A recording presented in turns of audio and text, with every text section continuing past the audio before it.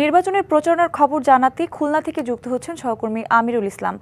আমিরুল, প্রচারণায় কোন কোন প্রার্থী নেমেছেন এবং কি কি প্রতিশ্রুতি দিচ্ছেন তারা ভোটারদের, সব মিলিয়ে জানাবেন।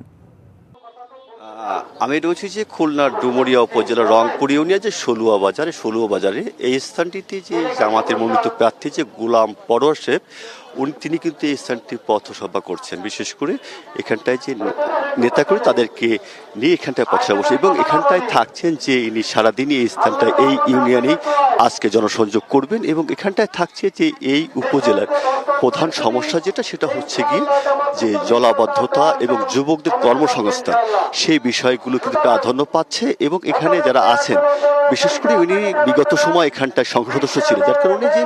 এই এলাকার মানুষ বা যারা আছে তাদের কিন্তু প্রত্যাশা বেশি, সেই হিসেবেই কিন্তু তারা বিভিন্ন প্রতিশ্রুতি দিচ্ছেন আর প্রতিটি প্রাধান্য পাচ্ছেন যে এখানে জলাবদ্ধতা নিরসন এবং এছাড়া থাকছে যে যুবকদের কর্মসংস্থান, এই বিষয়গুলো প্রাধান্য পাচ্ছেন এবং এখানে উন্নয়নের যে বিষয়টা, আইন শৃঙ্খলার যে বিষয়গুলো সেগুলি এই স্থানে প্রাধান্য দিচ্ছেন এবং এখানটায় বলছেন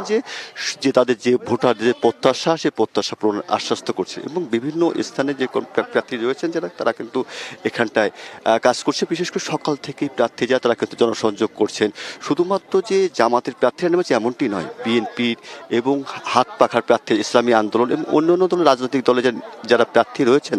তারা কিন্তু জনসংযোগ করছেন এবং এখানটায়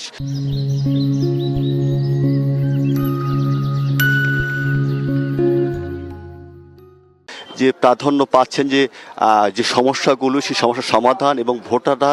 যে প্রত্যাশা করছেন সেই প্রত্যাশা যে প্রার্থী যারা রয়েছে তারা কিন্তু সেই প্রতিশ্রুতি দিচ্ছেন। বিশেষ করে এই আসনটিতে ডুমুরিয়া খুলনা 5 আসনে যে প্রধান সমস্যা যেটা জলাবদ্ধতা দূরীকরণ এবং বেকার সমস্যা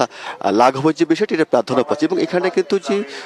জনসভায় যে প্রধান অতিথি এই 5 আসনের যে প্রার্থী, যে খুলনার যতগুলো প্রার্থী রয়েছে তার মধ্যে সবচেয়ে হ্যাভিট প্রার্থী রয়েছেন যে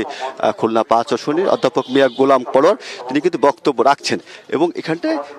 তার বক্তব্য শোনার জন্য অপেক্ষা করছেন এবং এখানটায় যে জনসংযোগের মধ্য দিয়ে বিভিন্ন প্রতিশ্রুতি দিচ্ছেন এবং সেগুলোর বাস্তবায়নে আশ্বাস করছেন। এটাই ছিল সর্বশেষ অবস্থা। আমির, ধন্যবাদ আপনাকে।